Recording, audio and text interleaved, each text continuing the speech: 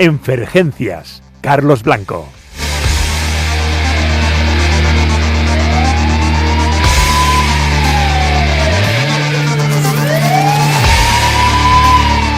Bueno, pues ahora en Hoy por Hoy Talavera vamos a hablar de setas y no les vamos a preparar unas recetas con boletus o hacer una pasta con setas que a mí me gusta mucho particularmente, un risotto también, pero sí que es verdad que es la época, llega el otoño y con las castañas pues también llegan las setas, es una época muy de setas y también vienen las intoxicaciones adheridas a ellas.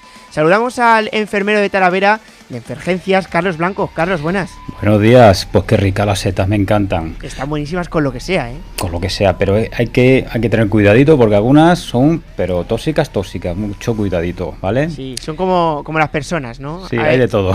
Hay de todo, hay setas buenas y setas un poco tóxicas. Vale, pero ¿cómo...? Bueno, hoy también además me traes una compañera que yo ya conozco. Sí, ya vino en el primer episodio, Esther Fernández. Hola, ¿qué tal? Y nos hemos preparado este tema, bueno, pues para, como es la época de recogida, pues concienciar a la población que se dedique a recogerlas, aunque normalmente quien las recoge tiene experiencia o va con alguien con experiencia, ¿vale? Bueno. Pero bueno, vamos a recordar ciertos puntos importantes. Vale, me traéis este tema, yo supongo que porque es relevante. No sé, Esther, ¿cuántas personas se pueden llegar a intoxicar en España? Pues aunque la cifra parece pequeña, lo que nos dicen los datos que tenemos últimamente es que hay entre 5 y 10 casos por cada millón de personas, lo que en España con la población que tenemos haría un total de unos 200 o 400 casos anuales. Son pocos, pero la cifra de mortalidad, sobre todo hace unos años, era muy elevada. Hace unos años estamos hablando de que morían el 80% de personas que se intoxicaban de las setas más tóxicas. Eso quiere decir que mueren 80 de cada 100, que es una mortalidad elevadísima. Hay que decir también que no todas las setas son venenosas hasta el punto de podernos matar. Muchas son tóxicas y nos causan pues un cuadro tipo gastrointestinal, pero las que son tóxicas pues son muy tóxicas en el sentido de que una dosis muy pequeña puede tener un resultado pues fatal. Hoy en día, gracias a que se ha popularizado la información a través de redes sociales, los medios de comunicación están más presentes en la sociedad y demás, pues esta cifra ha disminuido muchísimo, también gracias a que los profesionales están más formados en el tema, debido un poco a lo mismo, a que antes los hospitales o los lugares expertos en este tipo de patologías eran las zonas donde había setas, donde hay típicas zonas de recolección de setas. Ahora, gracias a Internet, cualquier profesional en cualquier hospital, aunque estés en una zona en la que no hay costumbre de eso, pues tienes guías clínicas, tienes pautas de tratamiento que puedes seguir para ayudar a tus pacientes. Sí, aunque sea unos mínimos, ¿no? Claro, aunque sea una forma de las pruebas básicas que necesitan, el diagnóstico, aunque los profesionales en la época que estamos lo conocen perfectamente, pero bueno, hay algunos tipos de toxina que generan unos síndromes muy particulares y que si no se tiene una cierta destreza o se ha visto pacientes previamente con esa patología, pues es difícil identificarlos y tratarlos.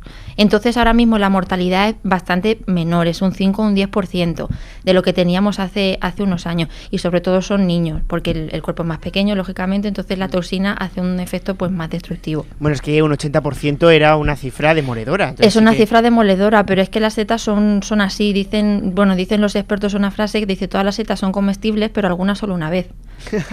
Entonces es que es así. Y luego tienen otra cosa que ya la comentaremos después, y es que se confunden muy fácil con una gastroenteritis común. Y luego además hay una época de mejoría, la típica mejoría de he tenido la gastroenteritis, ya me estoy encontrando mejor, y cuando pasa esa mejoría ya es cuando empieza la destrucción a nivel de órganos importantes de nuestro cuerpo, el hígado, por ejemplo. Ostras. Riñones y demás. O sea, llega ahí una etapa de meseta que pensamos que ya está todo bien, que lo hemos desechado, pero el veneno sigue en nuestro organismo.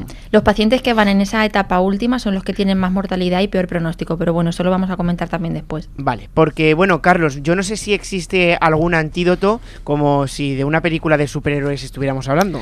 No, como antídoto no hay uno específico, ¿vale?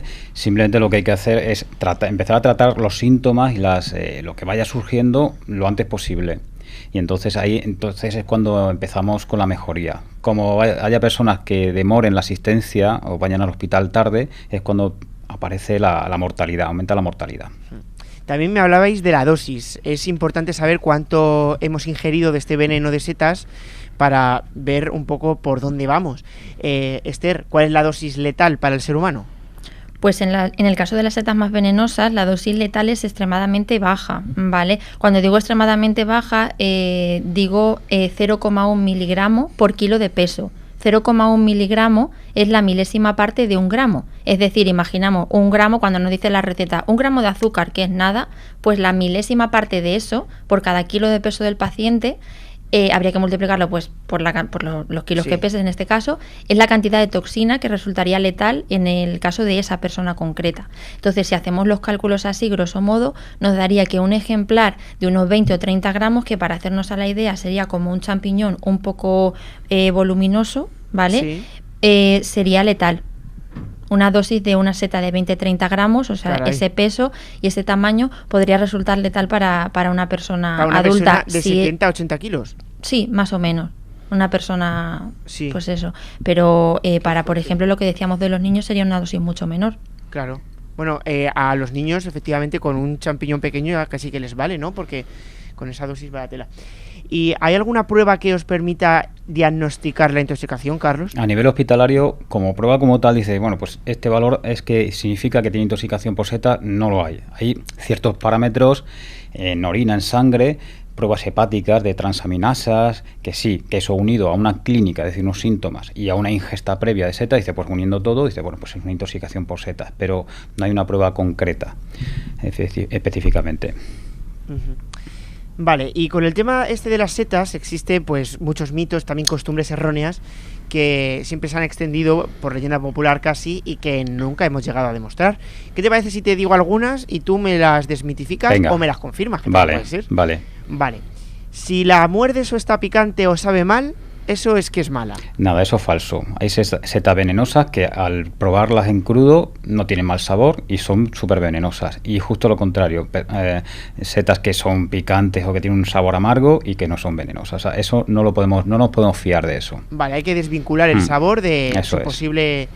Dime, Esther. Sí, es que ayer lo comentábamos cuando estábamos preparando el tema y, por ejemplo, es muy curioso el tema de la familia de los boletus. Los boletus es una seta pues gastronómicamente muy apreciada y que mucha gente o recolecta o consume. En esa familia casi todos los boletus son comestibles, excepto 2 que se distinguen muy bien. Curiosamente son fáciles de diferenciar del resto. Ocurre en esa familia de setas, pero no es lo habitual. Pero sin embargo, de los que se consumen, hay muchos que no están buenos, que no se cultivan, que no se buscan y que no se comercializan porque el sabor no es atractivo al paladar. Entonces, por ejemplo, el boletus edulis, que es el típico que se suele utilizar en cocina, uno de los típicos, lo conocemos casi todo el mundo, sí, pero hay otros boletus que son comestibles y por causa de esto precisamente no se comercializan. Entonces no es una cosa a tener en cuenta, vaya, que no es fiable. Caray. Bueno, otro mito. Las setas tóxicas tienen colores brillantes. Bueno, pues también es falso. Todos tenemos en la mente la típica seta de los gnomos, ¿verdad? Que es roja con los puntitos blancos. Bueno, pues esa concretamente es la Amanita muscaria, que esa es súper venenosa. Pero hay algunas que son parecidas que no son venenosas. O sea, que eso en ese aspecto tampoco nos podemos fiar del color. Vale. Como te das cuenta, parece que nos quieren engañar las setas. Es muy complicado a veces, hay que ser muy experto para diferenciar de un color, un tono o una base, un anillo que tenga o alguna característica concreta. Anda que no son gamberras las setas, vaya tela.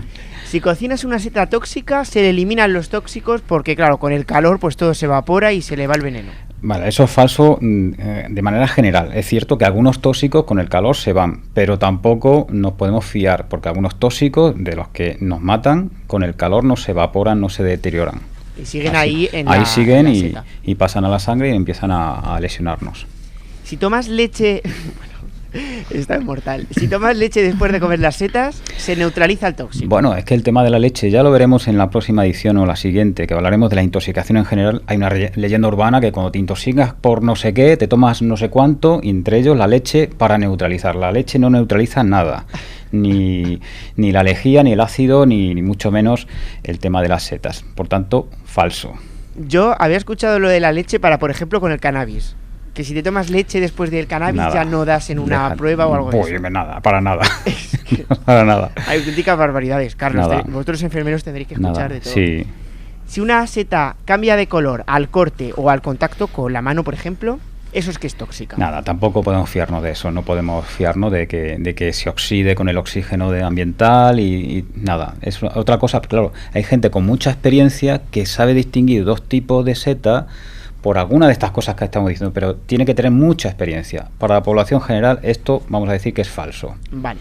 Las setas que se comen los animales del bosque, pues a la fuerza no pueden ser venenosas, porque si al animal le ha sentado bien, a nosotros también. Pues falso, porque claro, cada animal tenemos unas enzimas digestivas, un metabolismo diferente y claro, el animal pues a ese le sienta perfectamente, no le hace ningún daño y a nosotros nos mata. Nada, falso. Bueno, yo aquí lo que extraigo es un titular y es que no hay que juzgar un libro por su portada ni una seta por su apariencia. Nada, ¿no? Cuidadito. Es que, claro, no estamos hablando de una gastroenteritis. Estamos hablando de que tu hígado se destruye total claro. Y te mueres, te puedes morir. O sea, es algo muy grave. Entonces hay que andar con cuidado. Hombre, es imposible de metabolizar eso, entonces claro. Esther, pero ¿tenemos algún truco casero que nos sirva para poder irnos al bosque y decir, esta es tóxica, esta no? No, esto es muy importante insistir en ello, aunque ya lo hemos dicho, y que quede claro que no existe ninguna forma a pie de calle me refiero fuera de un laboratorio con otros medios, que nos permita diferenciar una seta que es comestible de una que no lo es. Antiguamente, o la gente que lleva recolectando muchos años, nos cuentan pues en cursos sí que nos dicen como pues anécdota que se decía que frotar las setas contra una cuchara de plata por las reacciones que producía con la plata, la cuchara tal, si se ponía de un color se ponía de otro, si era comestible o no lo era. Había gente que decía que exprimir un trozo de la seta y dejar caer una gota del jugo en un periódico, si el periódico se tiñe de cierto color, pues es indicativo de que se puede comer o de que no. Todo esto no tiene validez y por supuesto no es apto para personas que no tengan experiencia. Estas pruebas lejos de resultar útiles para distinguir seta comestible de seta no comestible, son pruebas que llevan a cabo personas expertas, que una vez seleccionada la seta, previamente saben si va a ser comestible o no, entonces lo hacen, quiero decir, como cultura popular. Pero el triunfo, entre comillas, de esta estrategia viene dado por la experiencia de esas personas. Entonces no son válidas para personas que no tenemos idea de salir al campo a recolectar, ¿vale? Dicen los micólogos que la regla de oro es la regla de las 3 S, que dice sea siempre sensato. Es decir, si tengo la más mínima duda, la seta no se debe ni tocar, ni arrancar, ni por supuesto llevarme a casa para ver qué tipo es, aunque no la vaya a comer, porque se pueden contaminar el resto que he recolectado. En fin, simplemente dejarla donde está, ¿vale? No hacer ningún tipo de nada, porque si no, pues podemos tener un problema. Y nada, pues también está desaconsejado que buscando información hemos visto que algunos de los casos de las intoxicaciones venían por este tema, buscar guías en internet de recolección de seta y salir con una guía a recolectar, buscar fotografías, porque con una fotografía es muy complicado. Hay algunos ejemplares que el dato de es comestible o no, pues nos lo va a dar algo muy, un detalle muy mínimo, que salvo que vayamos con una persona experta, no vamos a saber diferenciar. Y luego hay dentro... incluso que se ve a grosso de lupa, ¿no? O sea, claro, y luego mínimo. Y ya no solo eso, sino que ya no solo el ejemplar, sino que hay veces que si salen las setas en familias de 2 o 3, pues indica que es de una familia. Si son setas que están solas, indica que es de otra. Si están en zona de un tipo de árbol, indica que es un tipo de seta. Si están en una zona cercana, por ejemplo, a ciertos árboles, es otro tipo. O sea, son detalles que nos perdemos y que salvo que sea una persona que tenga mucha experiencia, pues no vamos a sospechar de, uy, está al lado de este árbol, está sola, claro, no tiene más alrededor, puede no ser el tipo que yo espero. Entonces, claro, es muy complicado. Es muy complicado y sobre todo que no tenemos la capacidad de poderlo dilucidar, a no ser que seamos micólogos. Entonces sí que conviene pues retirarse y comprarlas en el supermercado, que ahí seguro que no nos van a estafar. Vale, ¿y las intoxicaciones tienen algún patrón característico? ¿Una intoxicación de setas es diferente a cualquier otra? Bueno, como patrón característico suelen darse en otoño porque es la época tradicional de recolección de setas, en días cercanos a los fines de semana y también en grupo, porque esto suele ser salidas de estas micológicas que generalmente es alguien experto o que se comete algún error de recolección y se recolectan setas que no son aptas para el consumo y que son tóxicas incluso. Entonces suele haber varias personas afectadas. O sea, es raro que una persona puede pasar, ¿no? Pero que vaya a recolectar setas y él mismo las cocine y las coma. Suele ser pues compartirlas con alguien o incluso repartirlas a amigos, repartirlas a vecinos, y en ese contexto pues suele ocurrir la intoxicación. Sí es verdad que hay que señalar que los síntomas pueden empezar en torno a las 6 horas y se pueden diferir hasta 24 horas después. Entonces, claro, 24 horas después es un día entero, a veces es difícil establecer como esa relación, porque incluso puede suceder que vayan llegando personas al hospital con síntomas similares y hasta que no hay alguien que, bueno, que realmente tiene un estado más grave, no se sepa que esto viene de aquí. Entonces es complicado. Me parece súper curioso que las intoxicaciones de setas, cuando tenéis una, se suelen dar 2 y 3. O sea, que nunca se suelen dar de manera individual, ¿no? Por el tema de... Claro, por este tema que te estoy comentando, porque es en el contexto de estas salidas micológicas y en una persona experta por detrás, y bueno, y sucede esto. Vale, y entonces, ¿qué podemos hacer una vez ya se ha producido la intoxicación? ¿Hay algo que podamos hacer para salvar la vida de esta persona? Pues una vez se ha producido la intoxicación, en cuanto a cosas que hacer en casa, de trucos caseros y estas cosas, ya hemos dicho que no tomar absolutamente ningún alimento para evitar absorber el tóxico, porque no existe tal alimento, ningún fármaco, no provocar el vómito, nada de eso. O sea, con el paciente ya nada, el paciente inmediatamente a urgencias.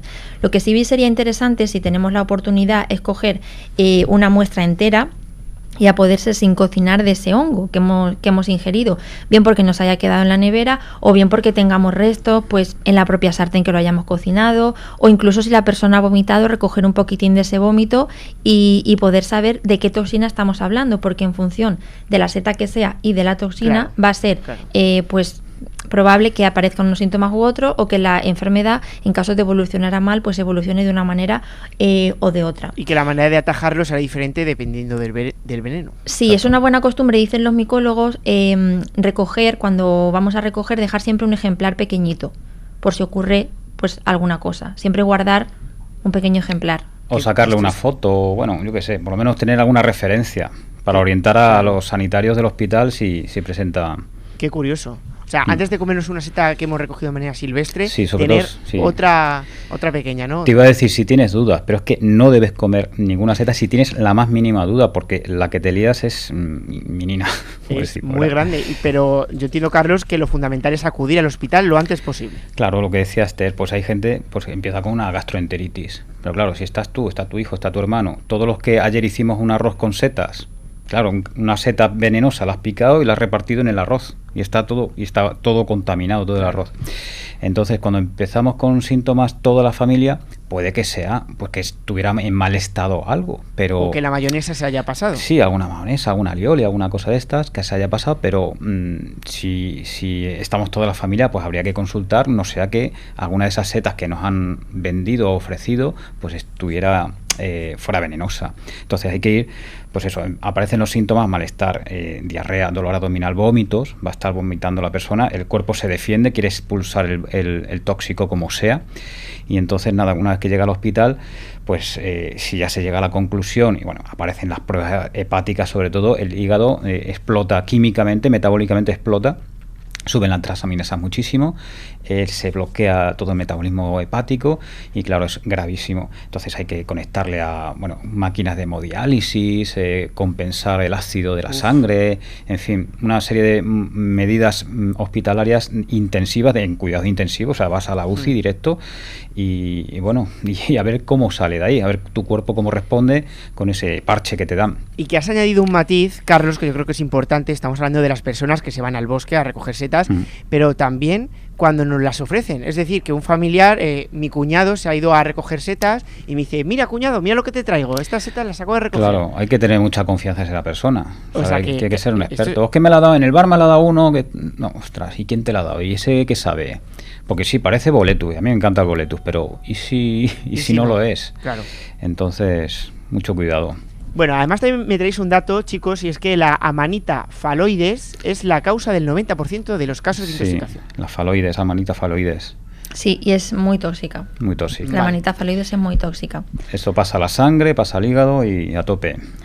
Así que nada, pues así como mensaje general, que creo que la población se debería quedar con ello tras escucharnos, sería que en la época que estamos, si tras consumir setas, sobre todo recolectadas de manera silvestre, presentas algún tipo de síntoma gastrointestinal, principalmente, pues acude al hospital.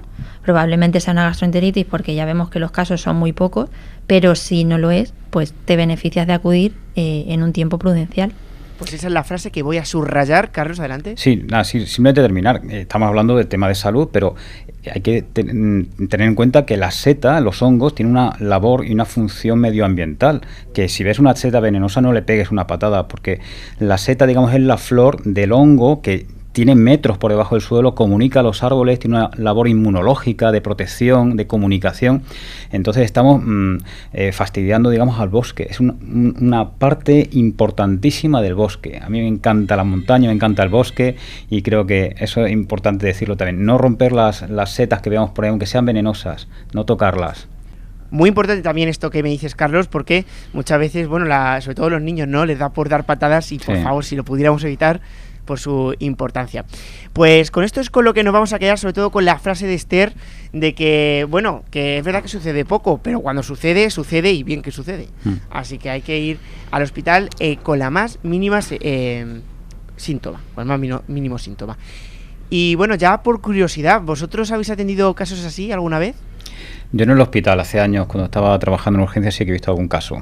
Y vienen doblados, con dolor abdominal, encogidos, vómitos y muy malitos. Y pálidos, y en fin. O sea que esto no... Una sensación de gravedad.